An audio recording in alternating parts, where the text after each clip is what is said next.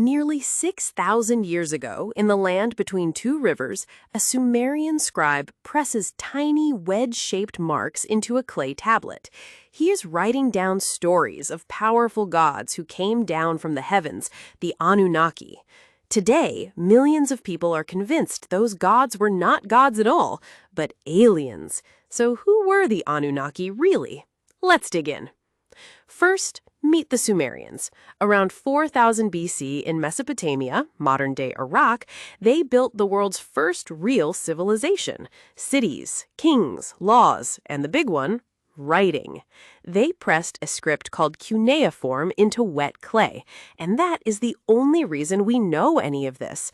Everything we know about the Anunnaki comes from those tablets. So what do the tablets actually say?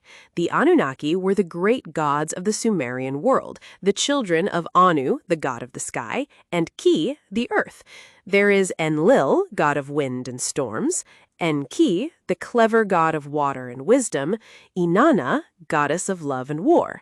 They ruled the sky, the earth, and the underworld. In other words, they were gods, a divine royal family, no spaceships in sight.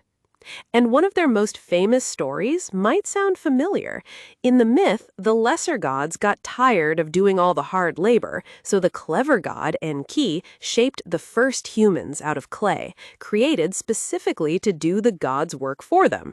There is even a great flood story, where the gods decide to wipe out humanity and one man is warned to build a boat and save life on Earth.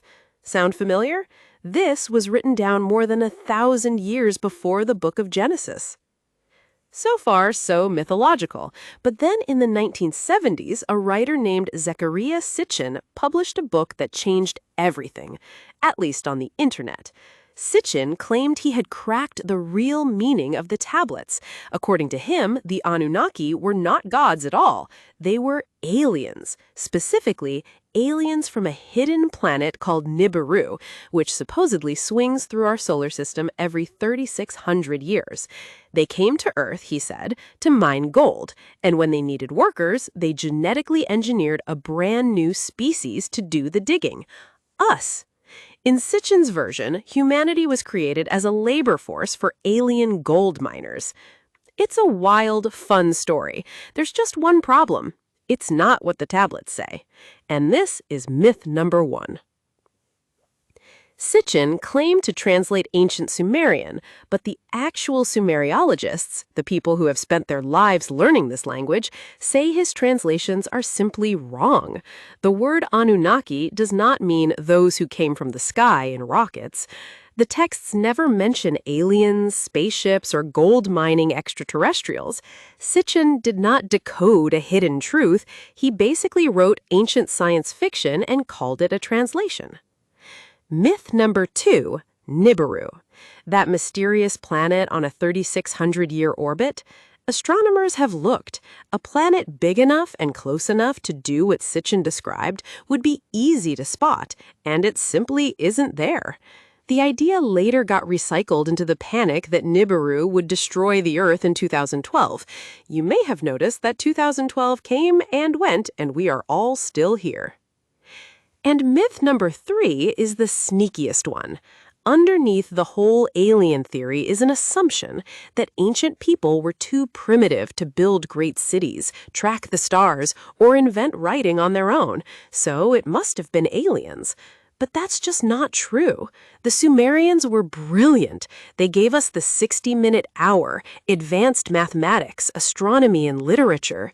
Crediting aliens for all of it doesn't add mystery. It quietly steals the credit from one of the most ingenious peoples who ever lived. So why does the alien version refuse to die? Because it's a fantastic story, and a good mystery spreads faster than a footnote. But here's the thing. The real Anunnaki, the gods imagined by humanity's very first civilization, are arguably far more fascinating than the aliens. These are the oldest gods we have a written record of, the original blueprint for so many myths that came after. The Anunnaki were not astronauts. They were the gods of the people who invented the city, the law, and the written word itself. No spaceships required.